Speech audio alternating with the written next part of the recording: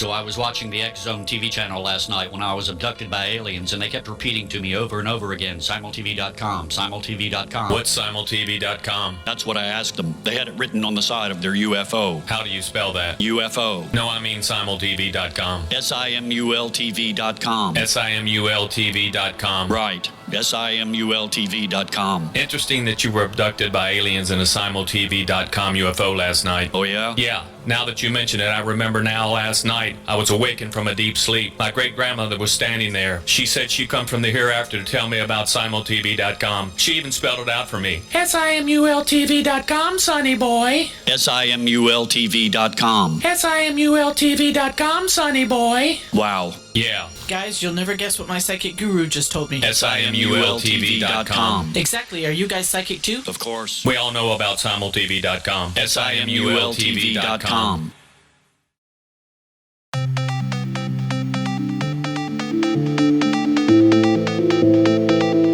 Welcome everyone to Too Good to Be True. Thank you for taking the time to listen.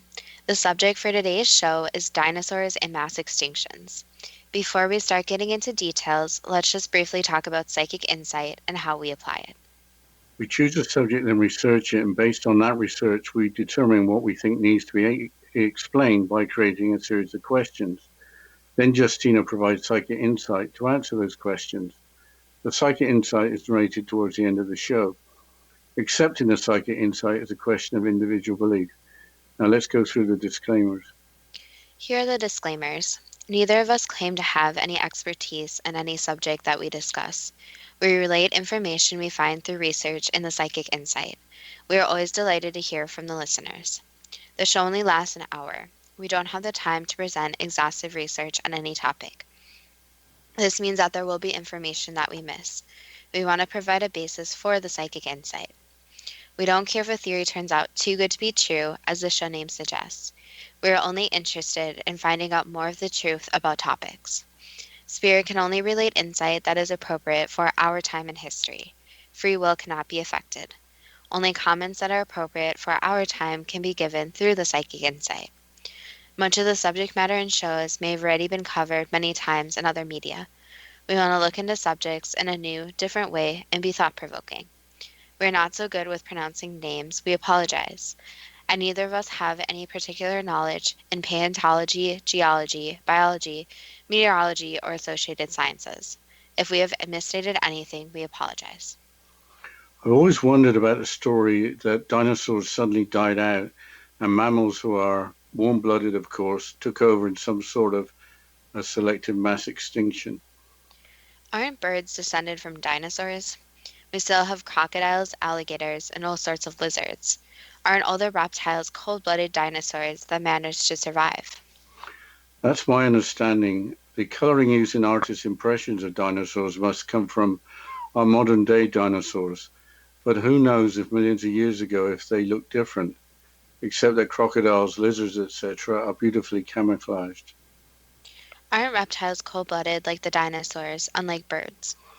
Birds are warm-blooded, and maybe the dinosaurs they were descended from were also warm-blooded. How would scientists know for sure? Dinosaurs were only first discovered in the 1840s. Don't cold-blooded creatures only have habitats in warmer climates? Cold-blooded means that the animal's temperature varies with the temperature of their surroundings, so their body temperature will change throughout the day. But yes, they need warm climates. Fish are also cold-blooded, but with tuna and some types of shark being more warm-blooded, apparently. I don't think that many of us know much about how different species developed over time or died out. Attention to the here and now means not much to think about what happened millions of years ago. Just days ago in October this year, the London Daily Mail ran an article about mass extinctions as follows. Mass extinction events spanning 2 global warming periods of Earth's history wiped out huge amounts of ocean life and destroyed reef ecosystems, a new study warns. It's previously been suggested that the late Triassic and early Torsion extinctions, both linked to massive volcanism and the resulting climate changes, simply intensified extinction rates that were already underway. But according to new research, this was not the case. An analysis of background extinction rates and those experienced during the two events suggests extinction patterns change dramatically each time due to rising ocean temperatures, acidification, and oxygen-starved waters. The data show clear differences in extinction magnitude and selectivity between the hyperthermals, extreme warming events, and background intervals, the authors write in a new study published through Proceedings of the Royal Society.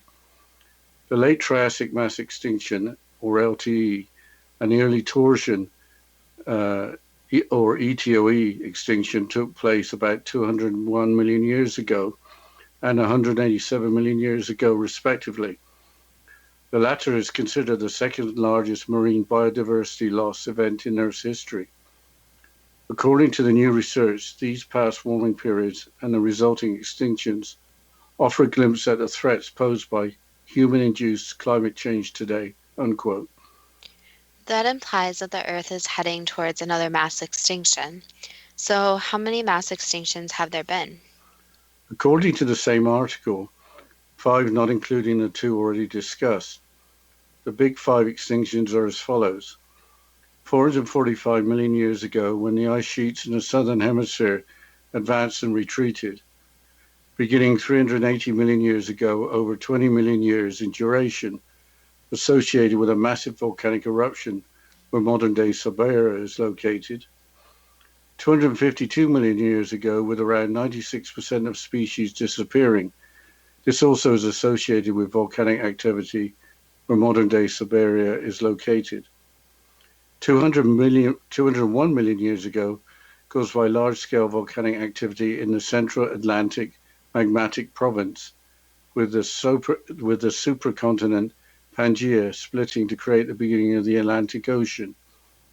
66 million years ago, killing off the dinosaurs largely associated with a large meteor crashing into the area where the Yucatan Peninsula is now located. The article claims that another event occurred 262 million years ago, where volcanic eruptions occurred where modern-day China is located. Apparently, it caused simultaneous extinctions in the tropics and in higher latitudes. You mentioned the supercontinent Pangaea. Can you explain more about that? Yeah, the Life Science website provides an explanation. Quote, about 300 million years ago, Earth didn't have 7 continents, but instead one massive supercontinent called Pangaea, which was surrounded by a single ocean called Panthalassa.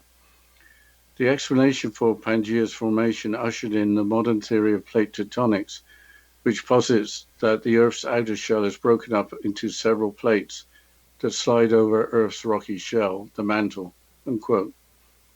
We talked about volcanic activity being associated with the movement of tectonic plates during a previous episode.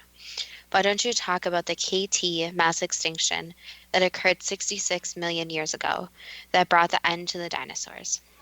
The History Channel website provides a description of the well-accepted theory. Quote, the Cretaceous Tertiary Extinction Event, or the KT event, is the name given to the die-off of the dinosaurs and other species that took place some 65.5 million years ago.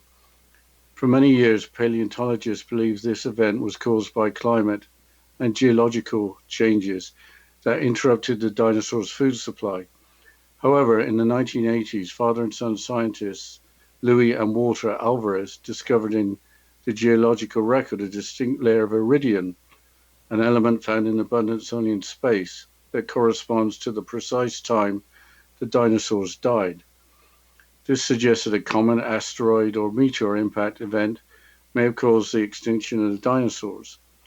In the 1990s, scientists located the massive Chicxulub crater at the tip of Mexico's Yucatan Peninsula, which dates to the period in question. The article continues. Then in 1991, a massive meteor crater 110 miles in diameter was discovered on the edge of the Yucatan Peninsula, extending into the Gulf of Mexico. The Chicxulub crater, as it was dubbed, was named for a nearby village. Science believes the bolide that formed it was roughly 6 miles in diameter, struck the Earth at 40,000 miles per hour, and released 2 million tons more energy. 2 million times more energy than the most powerful nuclear bomb ever detonated. The heat would have broiled the Earth's surface, ignited wildfires worldwide, and plunged the planet into darkness as debris clouded the atmosphere. Miles-high tsunamis would have washed over the continents, drowning many forms of life. Shockwaves would have triggered earthquakes and volcanic eruptions, unquote. Bolide is another word for meteor. What else happened? The Earth remained in darkness, the History Channel article continues. Quote, the resulting darkness could have lasted for months, possibly years. It would have plunged the Earth's temperature into the freezing zone, killing plants and leaving herbivores with nothing to eat. Many dinosaurs would have died within weeks. The carnivores who feasted on the herbivores would have died a month or two later. Overall, the loss of biodiversity would have been tremendous. Only small scavenging mammals that could burrow into the ground and eat whatever remained would have survived. The iridium layer plus the Chicxulub crater were evidence enough to convince many scientists that the bolide impact theory was credible.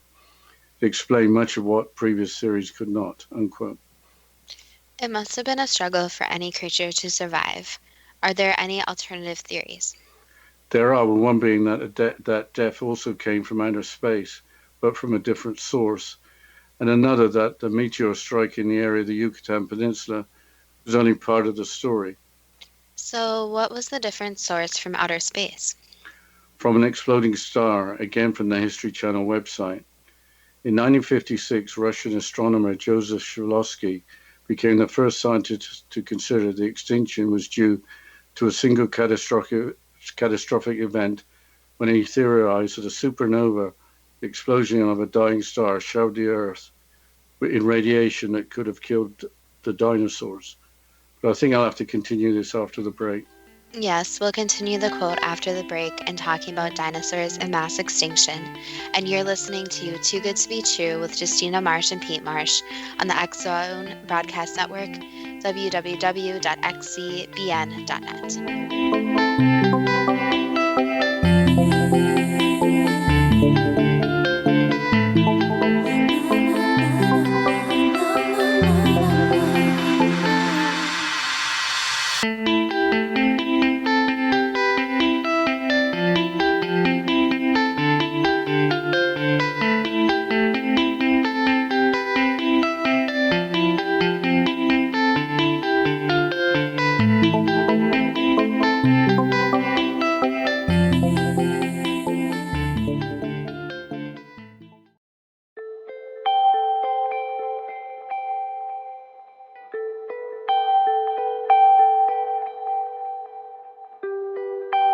It's hard to listen to the news without realizing we're living in volatile, unprecedented times. Yet never has there been such an opportunity to transform the human condition. As old structures fail, where can we find the guidance to co-create a better way? Find Your Path Home is an ever-evolving, leading-edge information, education, and healing resource center designed to support and guide you on your path to unity and enlightenment. Based on sound principles employed by shamans worldwide, we provide techniques that can support you through the current transitions, offering online shamanic classes, international long-distance shamanic healing sessions, complimentary Mission Evolution radio episodes and Stairway to Heaven TV vignettes, seminars, retreats, and much more.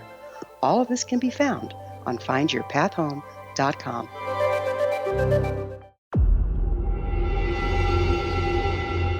Whether you're a skeptic or a believer, join me, Rob McConnell, as together we'll investigate the world of the paranormal and the science of parapsychology here on the X Zone Radio TV show on XZBN and the X Zone TV channel on Simul TV.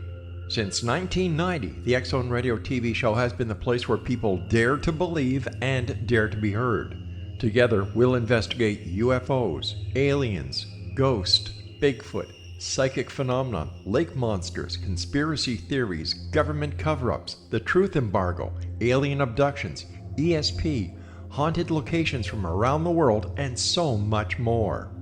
With over 28 years of broadcasting and more than 4,500 individual guests, the X Zone is truly a place where fact is fiction and fiction is reality, as evidenced by the credibility, integrity, and professionalism of the guests that we bring to our international audience. If you have seen a UFO, had a close encounter, seen a ghost, Bigfoot, lake monster, or a story that you would like to share or have investigated, contact me, Rob McConnell, by sending me your email to xzone@xzoneradiotv.com, or you can call toll-free 1-800-610-7035, extension 143, and on Skype, Xzone Radio TV.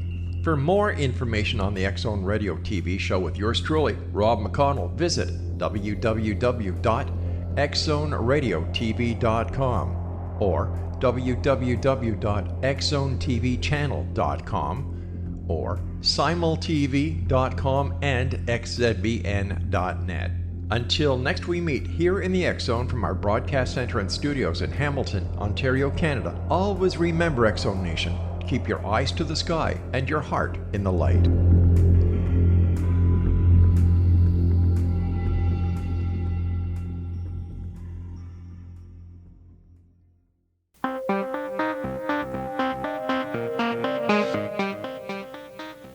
Welcome back to Too Good to Be True. And before the break, we were talking about possible explanations for the extinction of the dinosaurs. So, Dad, you were quoting from the History Channel website about a possible exploding star. Yes, I'll continue the quote. Once again, a problem with the theory was explaining why dinosaurs died out and other species did not. Also, scientists said that such an event would have left evidence on the surface of the Earth, trace amounts of radiation dating back to the Cretaceous period. None was found, unquote. The iridium layer is apparently not explained by the supernova theory. What other evidence points to the cause being a high-speed, 6-mile diameter lump of rock that was either partially or entirely responsible for the devastation of the dinosaurs? The PBS Public Broadcasting Service website provides a summary of supporting evidence, aside from the iridium layer, including molten rock being ejected and fracture patterns in quartz crystals. But the fossil record seems to be saying different things at different places. Dinosaurs were either doing well or dying out, depending on location and interpretation. Is there more detail for the theory that the meteor striking the area of the Yucatan Peninsula was only part of the story? The New Dinosaurs website provides the explanation for there being more to the end of the dinosaurs than just the meteor. Quote, while it isn't exactly known what happened to the dinosaurs, there are a couple of hypotheses that scientists often postulate to explain dinosaur extinction. One of the main theories, and one that was the one that has the most support among scientists, is that an asteroid struck the Earth and caused the cataclysmic conditions that led to the death of the dinosaurs. Another theory postulates that there was increased volcanic activity that caused the adverse conditions. In either case, all of the debris that was put into the atmosphere from either an asteroid strike or from increased volcanic activity would have had enough of an effect to cause a situation known as a nuclear winter. The nuclear winter is when so much debris is propelled into the atmosphere, it forms clouds that block out the sun. That would prevent sunlight from reaching the Earth's surface, disrupting photosynthesis and causing the food chain to eventually collapse.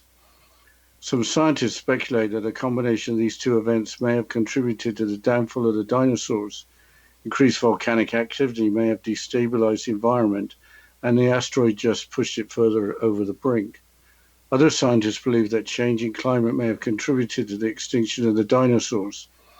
We may never know precisely what caused dinosaur extinction, but we do know one thing. It opened the door for mammals to fulfill the niche the dinosaurs once occupied and eventually led to the rise of mankind, unquote. After the great die-off, presumably, the mammals free of large predators flourished to become the predominant type of animal on the planet. Apparently there were dinosaurs that were smaller than a turkey, so maybe some that died off weren't that large. An article from the Ars Technica website from 2016 argues that current understanding of the mass extinction 66 million years ago is incomplete owing to an incomplete fossil record and to observational bias.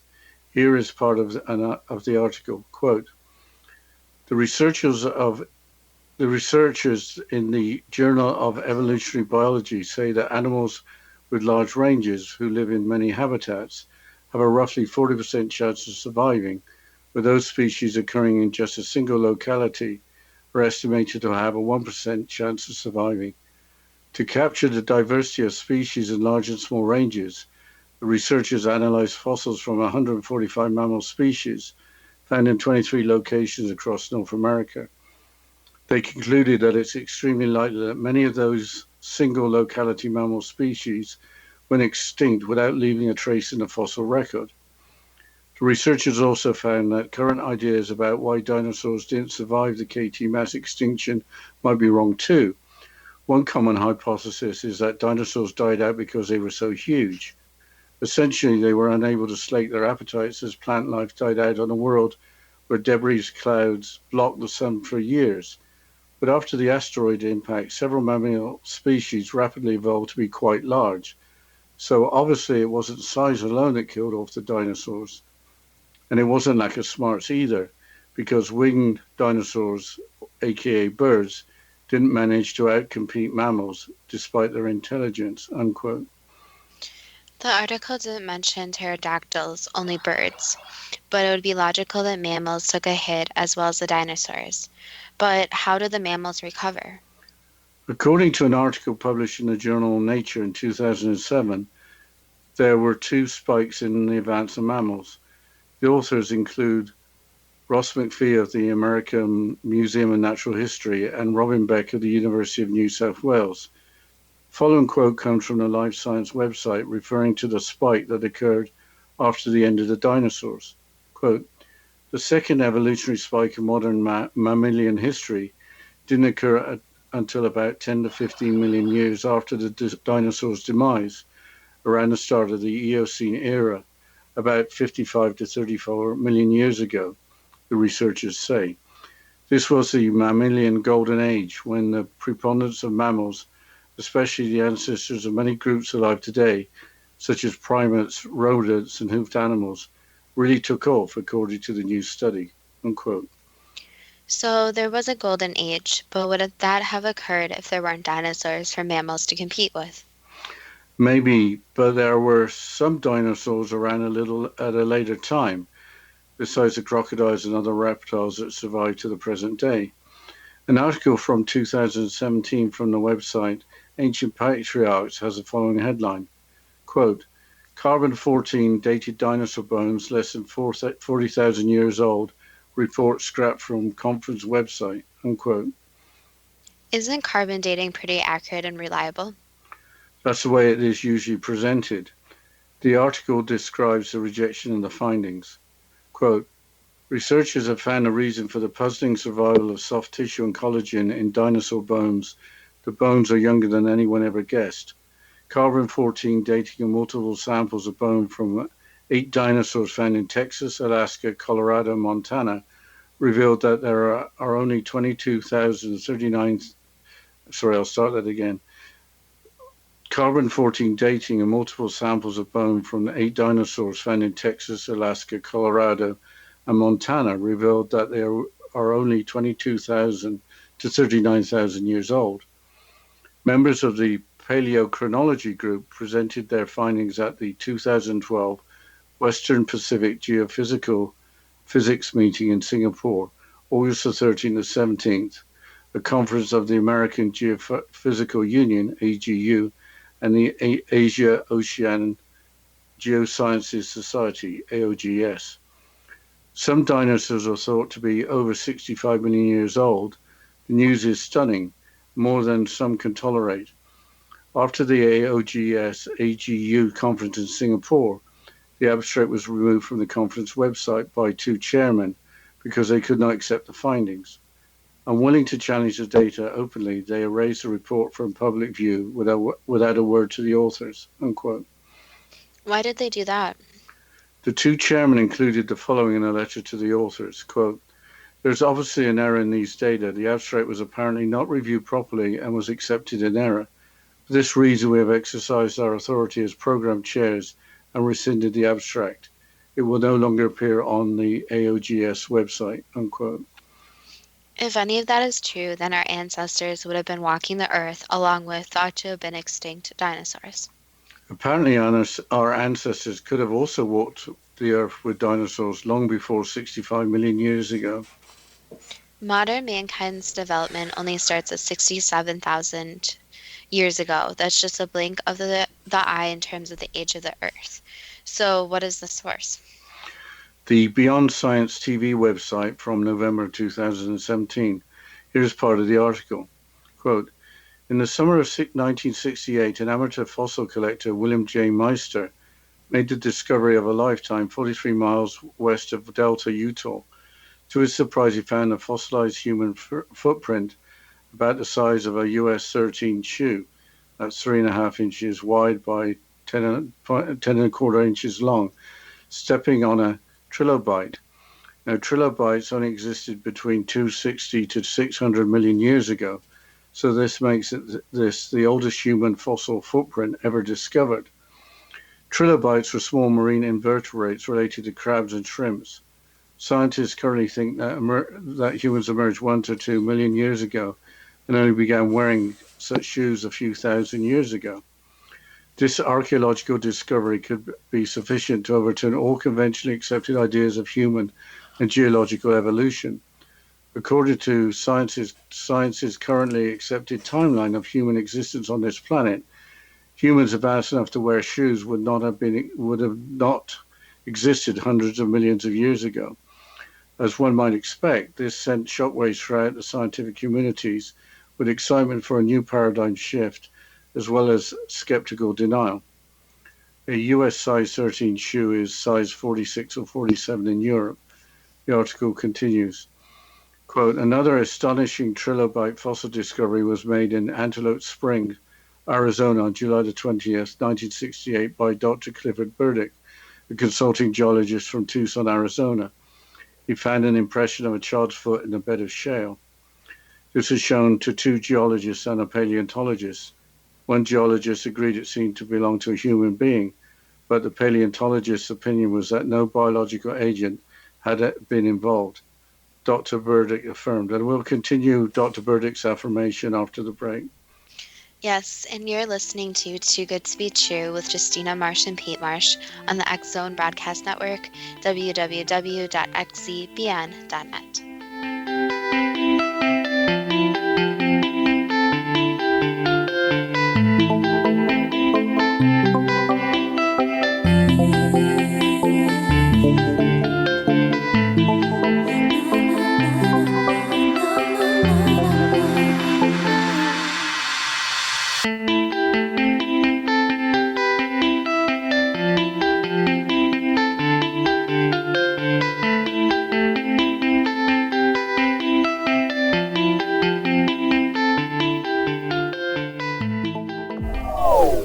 They are here, and they've been here for thousands of years, making their presence known in the shadows. They might be seen by a lonely motorist on a deserted road late at night, or by a frightened and confused husband in the bedroom he is sharing with his wife. But who are they? What do they want? Why are they here? Perhaps most concerning, has the government been aware of their presence all along? The new book by Ellie Marzulli, UFO Disclosure, the 70-year cover-up exposed, delves into the world of UFOs. Can full disclosure be soon? Order now and receive a free hour and 37-minute DVD on the UFO phenomenon. UFOs are real. Get both the book and the DVD, a $40 value, for only $19.99. To order your book and DVD today, go to lamarzulli.net. That's LAMARZULLI.net. Rob McConnell here, presenting an overview for Nicholas Paul Jennings, author of a fascinating book, Amen. It presents facts revealed by Egyptologists, facts that enable us to understand why Amen is the beginning of creation of God. It provides recommendations for religious leaders of the major religions to unify their beliefs and teach the Word of God. Love one another. Amen informs people how mankind conceived God. It was the Egyptians that developed the concepts of a soul, a hereafter, and Son of God. And finally, after the worship of many gods, they conceived the belief in one universal God, the maker of all there is. For more information, visit www.futureofgodamen.com. That's www.futureofgodamen.com.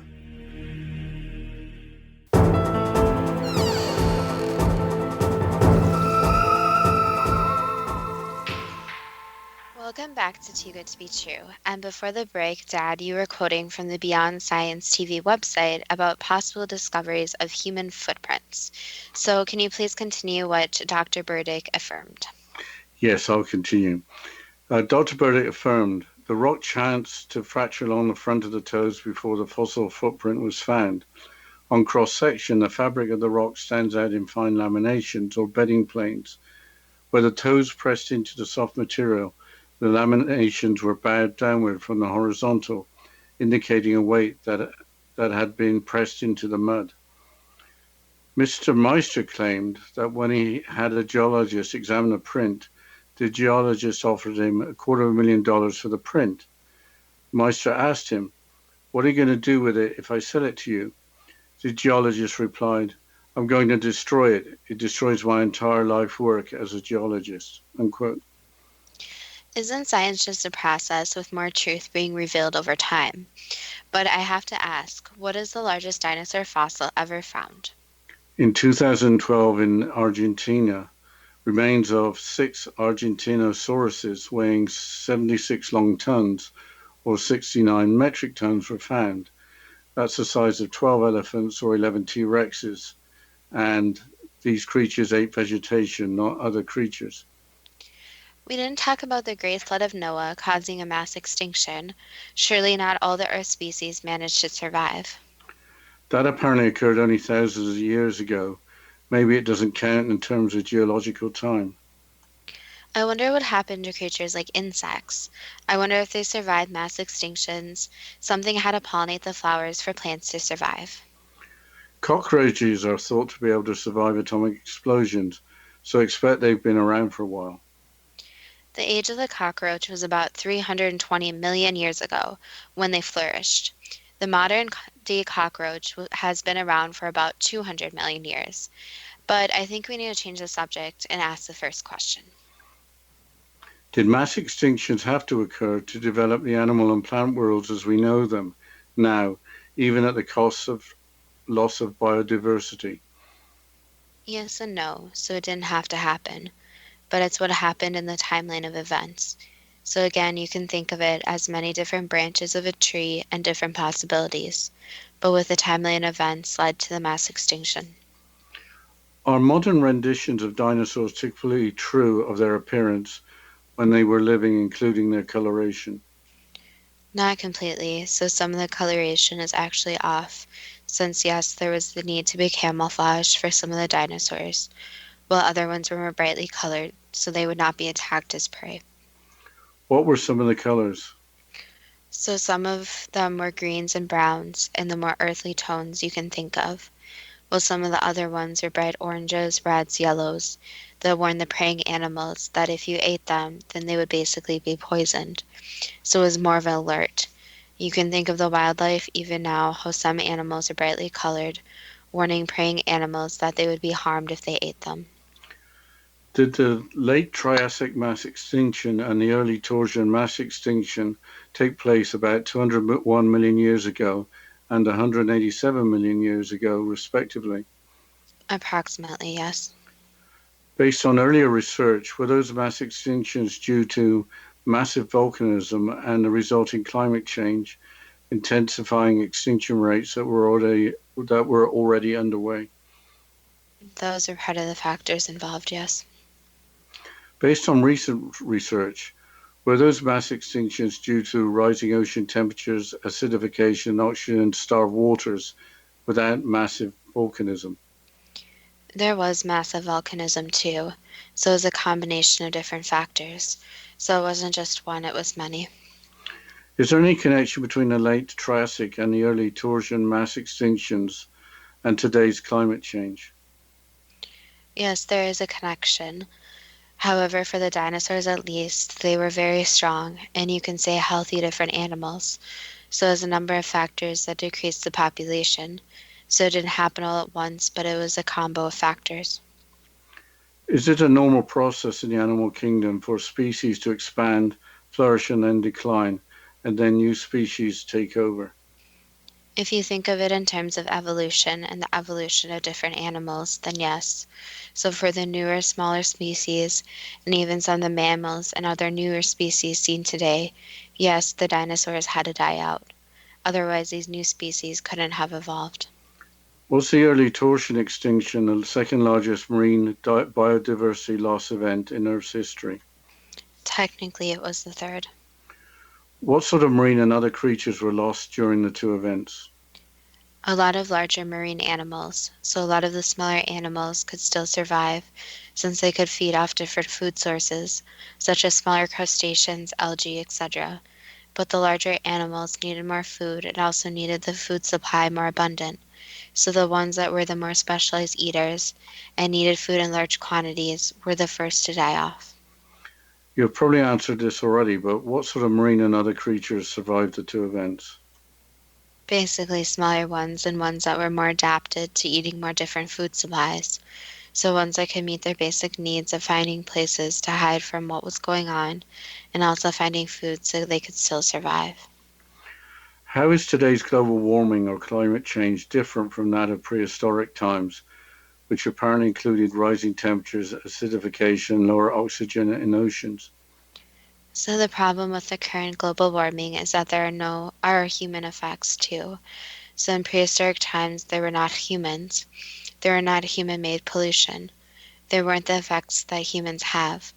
So the problem that time is that it is not just the natural cycle of the earth, but along with that, it's what humans have done to the planet. So for example, people putting waste, plastic, different chemicals into the oceans, creating issues with air pollution, and even basically how humans go and tear apart the land. So removing trees, influencing animals, and maybe making some species go extinct just by their actions. We mentioned in another episode that there is a warming effect due to Earth's consciousness. Is that correct? Yes. Has there been 5 other mass extinctions, including 445 million years ago, beginning 380 million years ago, 252 million years ago, 201 million years ago, and 66 million years ago? Based on current knowledge, that is correct. During a mass extinction occurring 445 million years ago, did the ice sheets in the southern hemisphere advance and retreat? Yes. Was a mass extinction starting 380 million years ago initiated by a massive volcanic eruption where modern-day Siberia is located? There were actually 2 different volcanic eruptions, so that was one of the 2. Where was the other one? More towards where South America would be now. Was the mass extinction occurring 252 million years ago initiated by volcanic activity where modern-day Siberia is located, resulting in 96% of species disappearing? There was more to it than that, so some of the species disappearing was not fully proven. So it would be more about 90% of the species, while some other species actually found ways to survive. Was there volcanic activity where Siberia is now located? Yes. Was there mass extinction occurring 201 million years ago initiated by large-scale volcanic activity in the Central Atlantic Magmatic Province? Approximately, yes. Was the supercontinent Pangaea split to create the beginning of the Atlantic Ocean?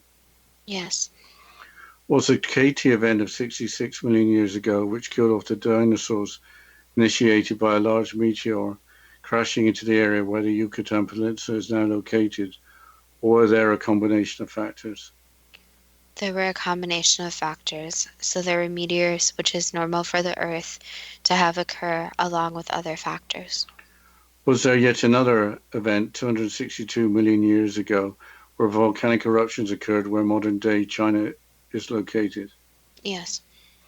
Did that event cause simultaneous extinctions in the tropics and in higher latitudes?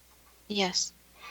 Around 300 million years ago, did Earth have a single supercontinent now called Pangaea, surrounded by a single ocean now called Panthalassa? Yes. What sort of creatures lived on Pangaea and in Panthalassa? So basically, they were less evolved creatures, so they were made for the basic needs of survival.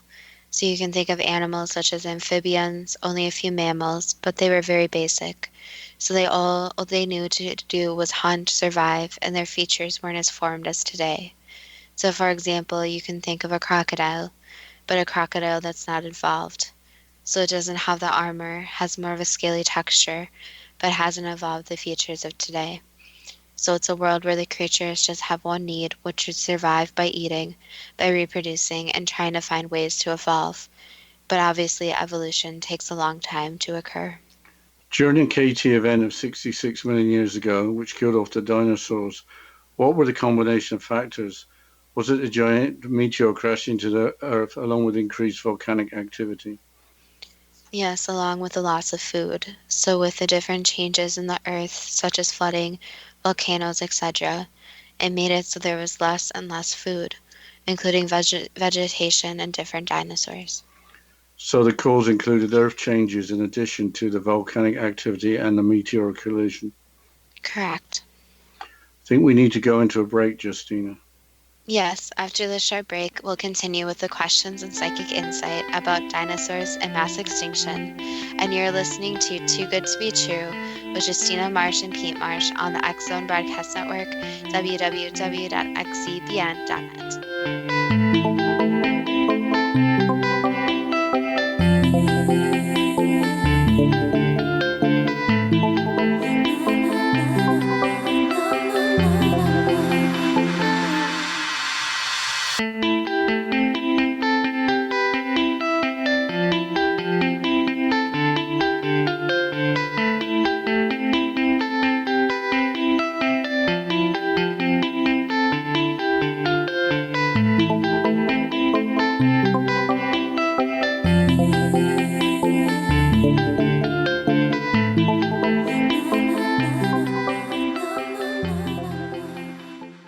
You have heard of the X Zone? Now watch it on Simul TV, plus 500 video games, live TV channels, free video on demand, worldwide, and more. Does this sound like tomorrow's television? Well, it is, but you can have it today, right now. It is Simul TV. Simul TV offers what the others only wish they could provide. 15 exclusive channels like X Zone, sci-fi, and horror. We are worldwide. No other provider offers that. 500 built-in video games. No need to have an extra expensive system. We have them included. Free video on demand. Live streaming events from around the world. Interactive online network, and much more. Tomorrow's TV today. Simul TV. Sound too good to be true? Well, it's not. You can have Simul TV today. Sign up at simultv.com. Do it today.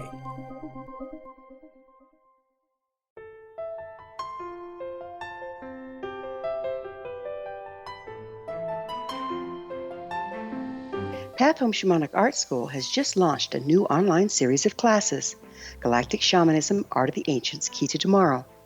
In these classes, composed and taught by Path Home founder and director Gwilda Wiyaka, you'll learn practical shamanic skills to support your daily life, such as how to build a medicine wheel to access the power of the earth, perform a shamanic journey, create sacred space in which to live and work, empower your life with totem animals, elementals, and fairy folk, and learn the art of accurately reading signs and omens.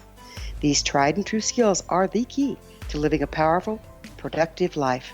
Visit us at findyourpathhome.com to see the ever-growing collection of classes and leading-edge information to support you during these times of uncertainty and transition. All can be found at findyourpathhome.com.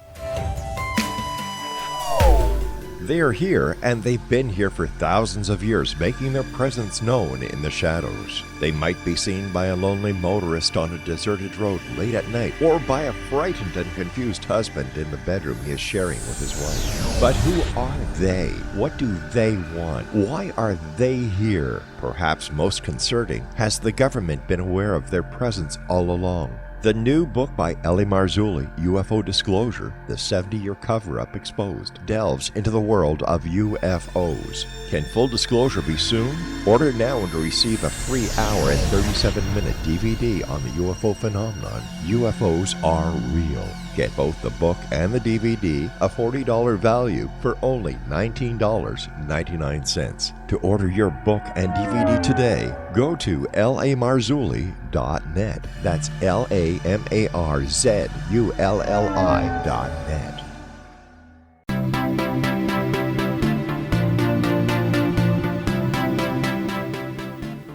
Welcome back to Too Good to Be True. And before the break, we were going through the psychic insight and questions about dinosaurs and mass extinction. So, Dad, can you please continue with the questions? Is there any reality in the alternative explanation for the KT event that a supernova or explosion of a dying star showered the Earth in radiation that killed the dinosaurs? No, that's not true. Were dinosaurs declining or gaining in abundance when the KT event occurred? They were already declining, so again, food was getting more scarce. Was the meteor that struck the Yucatan Peninsula roughly 6 miles in diameter, traveling at 40,000 miles per hour? A little larger. Is the Chicxulub crater the site where the meteor struck, releasing around 2 million times more energy than the most powerful nuclear bomb ever detonated? Yes. Was a layer of iridium created as a result of the impact of the meteor? Yes. Was molten rock ejected from the site of impact? Yes. Were fracture patterns in quartz crystals caused by the massive impact? Along with other fractures of rock, yes. Would the heat aboard the Earth's surface ignited wildfires worldwide and plunged the planet into darkness as debris clouded the atmosphere? Not wildfires every single place, but in a lot of places, yes. And yes, the Earth turned into, you could say, where there was almost no vegetation left and almost no animals. Did shock waves trigger earthquakes and volcanic eruptions? There were already some occurring, so it basically made these worse. Did miles-high tsunamis wash over the continents, drowning out many forms of life? Yes. Did the resulting darkness last for months or years? Yes, it lasted for years. Where Earth's temperatures plunged into the freezing zone, killing plants and leaving plant-eating animals with nothing to eat? Yes. Did many dinosaurs die within weeks or months? Yes. Was the loss in biodiversity more than 90%? Yes. Were small scavenging mammals that could burrow into the ground and eat whatever remained the main survivors? And some different amphibians and so-called fish that could basically find shelter. Did so-called fish include mammals like dolphins as well as fish? Correct. So not all of them are 100% what you think of as a fish, but would be in the same category. How did the ancestors of modern-day crocodiles, alligators, and lizards survive? Basically off of fish and other means of survival. So they would hunt for their fish, and basically hide from what was going on the surface and only come up for air. How did birds survive? Were they able to migrate to where food was still available?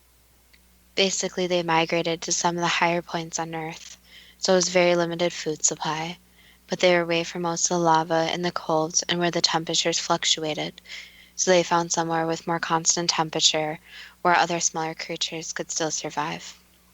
You mentioned at least some fish survived, but did many species of marine life die out? Yes, they did, but it depended on the abundance of fish and which ones were more abundant and which ones could find other food sources. Was it difficult for ocean-dwelling animals like whales or dolphins to survive? Very difficult, yes. Did animals with large ranges that lived in many habitats have a roughly 40% chance of surviving? Yes. Did those species occurring in just a single locality have a roughly 1% chance of surviving? Less than 1%. Were many species of dinosaurs smaller than modern-day turkeys, as it is sometimes reported? Yes and no. There are some species that were very small, yes, but there are also the ones that were way larger.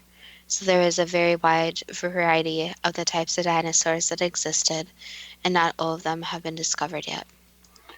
Had winged dinosaurs such as pterodactyls completely died out well before the KT event? Yes and no, there are some smaller versions, but the larger ones lost their food supply before the event. Was there a mammalian golden age 10 to 15 million years after the KT event when the ancestors of primates, rodents, and hoofed animals started to flourish? Yes. Are the remains of dinosaur bones from 8 dinosaurs found in Texas, Alaska, Colorado, and Montana only 22,000 or 39,000 years old? No. Were the samples from the 8 dinosaurs, which were reported as containing remains of soft tissue, contaminated? Yes. So that was the reason why the 8 dinosaur research, including the carbon dating, was suppressed by conference organizers. Yes, and there was a lot of mix-ups in the testing, and the testing didn't follow protocol. So, for example, their blanks were not blank, their equipment was not calibrated properly, and it turned into a giant mess.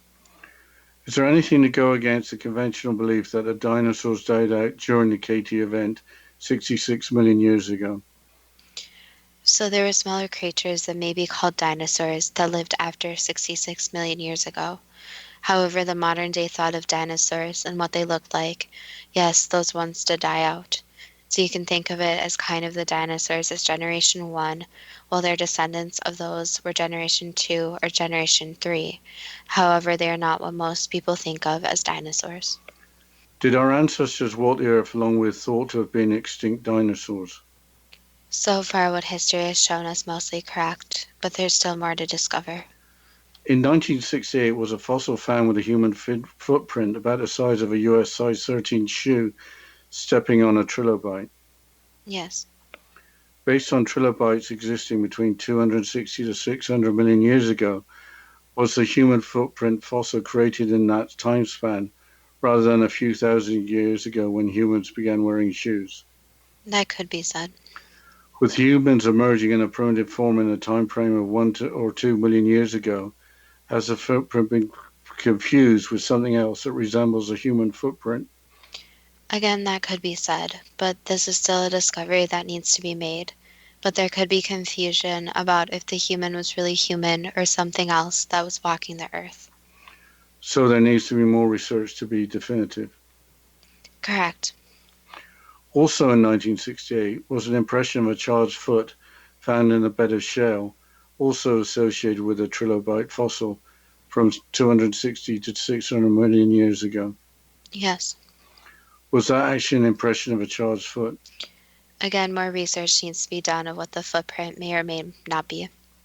Did the geologists examine the fossil with the impression of a child's foot, with the geologists offering the finder $250,000 for the fossil? Yes. Was the geologist going to destroy it if he could buy it, as its discovery went against his life's work as a geologist? Not really destroy it, but hide it from the public.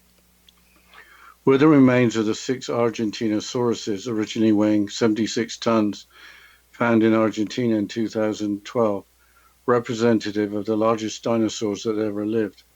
So far they have been discovered, yes. Was there a mass extinction at the time of the Great Flood of Noah? Yes. Why isn't the Great Flood of Noah more a matter of science rather than a matter of religious text? Because the information included so far isn't completely documented in science, so proving a flood occurred or did not occur is a little bit harder than proving if a meteor struck or a volcanic eruption. Floods can look like many different other natural occurrences, so it's hard to find more exact evidence.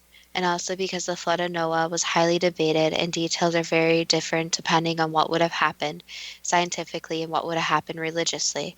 So it's a place where a lot of scientists don't want to go since they don't want to argue or offend anyone who is religious. What kinds of animals became extinct during the time of the Great Flood of Noah? More smaller animals, so you can think of it as more almost dog-sized animals that could not survive the waters. Have insect species survived or have been destroyed by mass extinctions? Some of the larger species have been destroyed, so you can think of them as more superbugs that are way larger than the current insects that could not find adequate food. What is the purpose of creatures like cockroaches other than breaking down decaying plant matter and becoming a food source for smaller reptiles and mammals? That's basically the function. So they are food source and kind of a more indestructible food source, so the animals would have something to eat for a very long time. So if cockroaches can survive, they would always be food for other animals. Exactly. What can we learn from mass extinctions, especially the KT event of 66 million years ago? Basically, that animals go through natural extinction where they survive and roam the earth, and then something occurs and they no longer exist. However, this is different from what humans do, since sometimes when they drive an animal into extinction. So there are certain animals that is just in the timeline where they are going to end up not surviving and evolution will take place. But it needs to be remembered that evolution can't take its place if animals don't go through the natural cycle. So humans need to try to intervene in the least way possible so these animals can go through their natural cycle and can do their natural evolution processes. That was the last answer. Is understanding nearest past for a brighter future too good to be true? That depends on what you are prepared to believe. Well, we don't have much time left, but the writing's on the wall. There's been 8 mass extinctions at least, and another one may be coming up soon. Yes, and I also want to see a bright red dinosaur. But on that note, let's mention our Facebook page at Too Good to Be True with our first T spelled TWO, or our website at toogoodtobetrue.net. And as always, we love suggestions from the listeners. If you like topics about history like this, about previous animals, there's a lot of other animals, not just the dinosaurs, that have went extinct in the past. And as always, thank you to each and every listener, and we look forward to next week's show.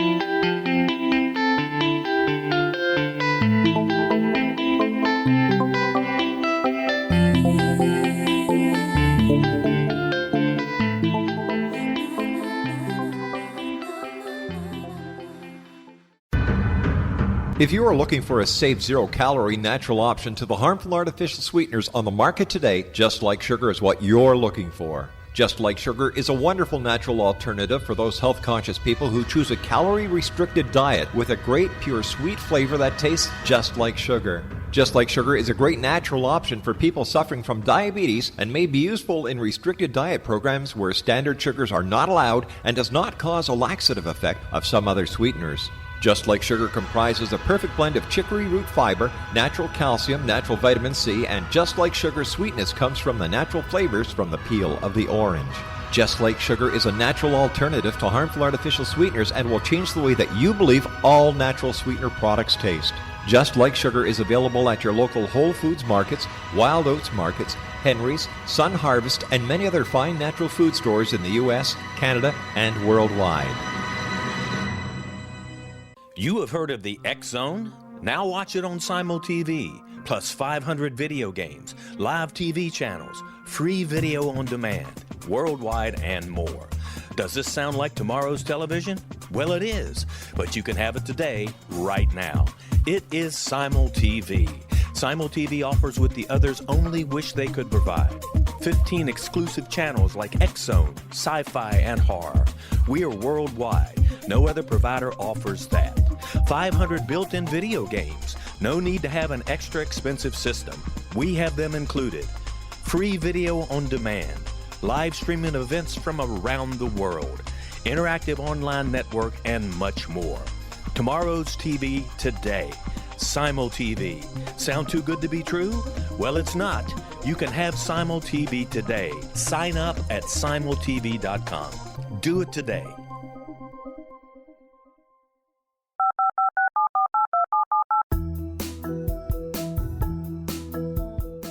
Did you know that when you're on the road with limited data or Wi-Fi, you can still listen to the X-Zone radio show with Rob McConnell, The Science of Magic with Gwilda Wiaka, X-1, Dimension X, Space Patrol, and every minute of the X-Zone Broadcast Network by calling 213-401-0080, courtesy of Audio Now. No smartphone, app, or internet needed. It saves your data plan, and it's free if you have unlimited minutes. Call 213-401-0080 to listen on any phone, anytime, anywhere. Remember 213-401-0080 for the best of the paranormal, parapsychology, and sci-fi radio programming anywhere, 24/7, 365.